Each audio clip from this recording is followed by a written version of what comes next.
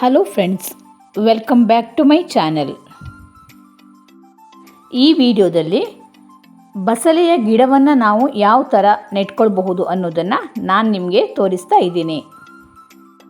ಯಾರಾದರೂ first time ಆಗಿ ನನ್ನ ವಿಡಿಯೋವನ್ನು ನೋಡ್ತಾ ಇದ್ದರೆ ದಯವಿಟ್ಟು ಸಬ್ಸ್ಕ್ರೈಬ್ ಮಾಡಿಕೊಂಡು ನೋಡಿ, ಹಾಗೆಯೇ ಬೆಲ್ ಐಕಾನ್ನ ಪ್ರೆಸ್ ಮಾಡಿ ಆಲ್ ಅಂತ ಸೆಲೆಕ್ಟ್ ಮಾಡಿ. ಇದರಿಂದ ನಾನು ಹಾಕುವ ಎಲ್ಲ ವಿಡಿಯೋದ ನೋಟಿಫಿಕೇಷನ್ ನಿಮಗೆ ಬರ್ತದೆ. ಬಸಳೆಯನ್ನು ಜಾಸ್ತಿಯಾಗಿ ಎಲ್ಲರೂ ಕಟಿಂಗ್ಸಿಂದನೇ ಬೆಳ್ಕೊಳ್ತಾರೆ. ನಾನು ಈ ವರ್ಷ ಬಸಳೆಯ ಗಿಡವನ್ನು ನೆಟ್ಕೊಳ್ತಾ ಇದ್ದೀನಿ. ಬಸಳೆ ನಟ್ಟಾಗ ನಾವು ಅದಕ್ಕೆ ಮೇಲೆ ಹೋಗಲಿಕ್ಕೆ ಚಪ್ಪರ ಹಾಕ್ತೀವಲ್ಲ, ಆ ಚಪ್ಪರದ ಅಡಿ ಭಾಗದಲ್ಲಿ ಈ ಥರ ಸುಮಾರು ಗಿಡಗಳು ಹುಟ್ಕೊಂಡಿದ್ದಾವೆ. ಇವುಗಳನ್ನೆಲ್ಲ ತೆಗೆದು ಈಗ ಒಂದು ರಬ್ಬರ್ ಬುಟ್ಟಿಯಲ್ಲಿ ಹಾಕಿ ನೆಟ್ಕೊಳ್ತಾ ಇದ್ದೀನಿ. ಇದು 2 ತಿಂಗಳ ಹಿಂದೆ ನಾನು ಬಸಳೆಯನ್ನು ನೆಟ್ಕೊಳ್ತಾ ಇರುವಾಗ ಮಾಡಿದಂತಹ ವಿಡಿಯೋ. ಆವಾಗ ತುಂಬ ಮಳೆ ಬರ್ತಿರುವ ಕಾರಣ ಡೈರೆಕ್ಟಾಗಿ ಗ್ರೌಂಡಿಗೆ ಬಸಳೆಯನ್ನು ಹಾಕಿದರೆ ಕೊಳೆತು ಹೋಗ್ತದೆ ಅಂತ ನಾನು ರಬ್ಬರ್ ಬುಟ್ಟಿಯಲ್ಲಿ ನೆಟ್ಕೊಂಡಿದ್ದೆ. ಈ ಥರ ರಬ್ಬರ್ ಬುಟ್ಟಿಯಲ್ಲಿ ನೆಟ್ಟು ಮಳೆ ಬೀಳದೇ ಇರುವಂತಹ ಜಾಗದಲ್ಲಿ ಇದನ್ನು ಇಟ್ಟಿದ್ದೆ.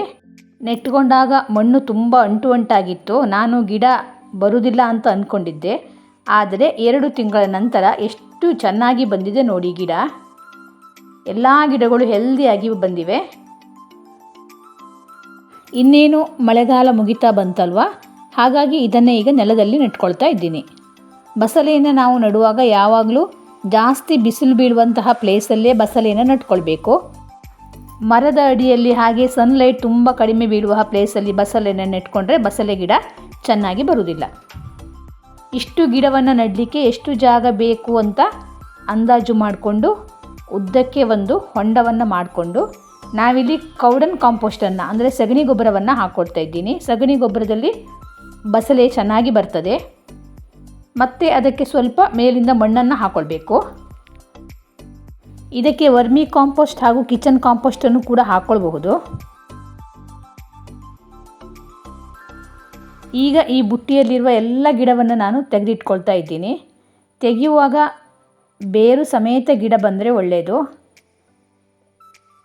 ನೋಡಿ, ಈ ಥರ ಅಡಿಭಾಗಕ್ಕೆ ಏನಾದರೂ ಒಂದು ಸಪೋರ್ಟಿವ್ ಆಗಿ ಕೊಟ್ಟು ಗಿಡವನ್ನು ತೆಗೆದು ಮತ್ತೆ ಅಲ್ಲಿಗೆ ಅದನ್ನು ನಾವು ಪ್ರೆಸ್ ಮಾಡ್ಕೊಳ್ಬೇಕು. ಮಣ್ಣನ್ನು ಉಂಡೆ ಥರ ಮಾಡಿಕೊಂಡ್ರೆ ಮತ್ತೆ ನೆಡಲಿಕ್ಕೆ ಸಹ ನಮಗೆ ಈಸಿ ಆಗ್ತದೆ.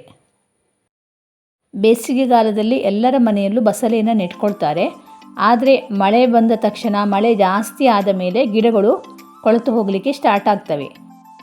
ಅದಕ್ಕೋಸ್ಕರ ನಾವು ಬಸಳೆಯ ಗಿಡಗಳು ಈ ಥರ ಹುಟ್ಕೊಂಡ್ರೆ ಅದನ್ನು ನಾವು ಒಂದು ಚಿಕ್ಕ ಪಾಟಲ್ಲಿ ಅಥವಾ ಈ ಥರ ರಬ್ಬರ್ ಬುಟ್ಟಿಗಳಲ್ಲಿ ಅಥವಾ ಪ್ಲಾಸ್ಟಿಕ್ ಕವರ್ಗಳಲ್ಲಿ ಹಾಕಿ ಮಳೆ ಸ್ವಲ್ಪ ಕಡಿಮೆ ಬೀಳುವ ಪ್ಲೇಸಲ್ಲಿ ತಗೊಂಡು ಹೋಗಿ ಇಟ್ಕೊಂಡ್ರೆ ಗಿಡ ಚೆನ್ನಾಗಿ ಬರ್ತದೆ. ಮತ್ತು ಮಳೆ ನಿಂತ ಮೇಲೆ ಗಿಡವನ್ನು ನೆಟ್ಕೊಂಡ್ರೆ ಮತ್ತೆ ಸೀಸನ್ಗೆ ನಾವು ಬಸಳೆಯನ್ನು ಮಾಡ್ಕೊಳ್ಬಹುದು.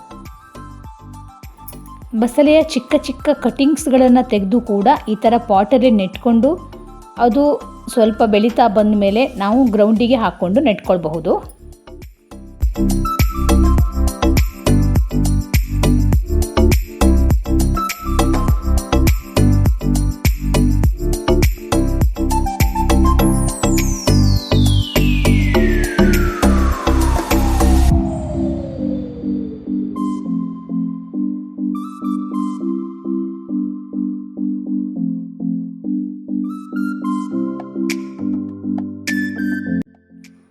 ಗಿಡವನ್ನು ನಾವು ತೆಗೆಯುವಾಗ ಮಣ್ಣನ್ನು ಅಲ್ಲಿಗೆ ಪ್ರೆಸ್ ಮಾಡಿ ಉಂಡೆ ಥರ ಮಾಡಿ ತೆಗೆಯೋದ್ರಿಂದ ನಮಗೆ ನೆಡಲಿಕ್ಕೂ ಸಹ ಈಸಿ ಆಗ್ತದೆ. ನೋಡಿ ಈ ಥರ. ಮತ್ತು ಗಿಡದ ರೂಟ್ ಕೂಡ ಬೇಗ ಡೆವಲಪ್ ಆಗಿ ಗಿಡ ಚೆನ್ನಾಗಿ ಬೆಳೀತದೆ.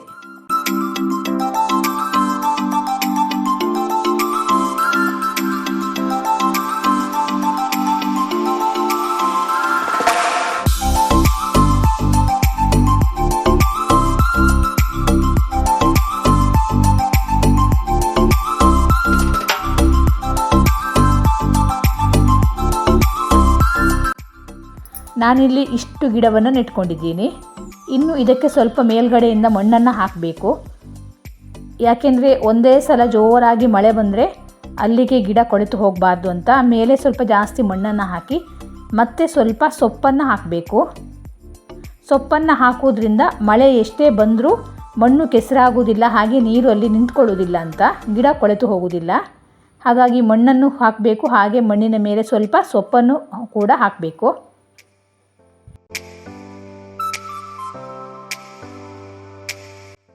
ನೋಡಿದ್ರಲ್ಲ ಫ್ರೆಂಡ್ಸ್, ಎಷ್ಟು ಈಸಿಯಾಗಿ ಬಸಳೆ ಗಿಡವನ್ನು ನೆಟ್ಕೊಳ್ಬಹುದು ಅಂತ. ಈ ವಿಡಿಯೋ ನಿಮಗೆ ಇಷ್ಟವಾದರೆ ದಯವಿಟ್ಟು ಸಬ್ಸ್ಕ್ರೈಬ್ ಮಾಡಿಕೊಳ್ಳಿ. Thank you for watching.